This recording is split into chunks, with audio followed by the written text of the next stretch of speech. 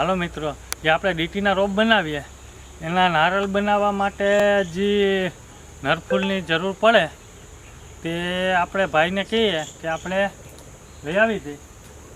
અને મિત્રો જે આપણે એ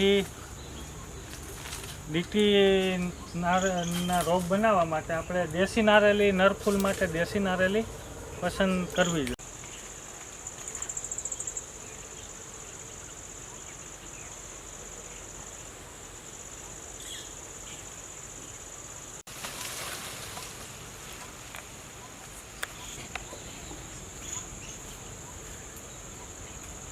મિત્રો જો આપણા જે આપણે નરફૂલની જરૂર હતી એ આવી ગયા.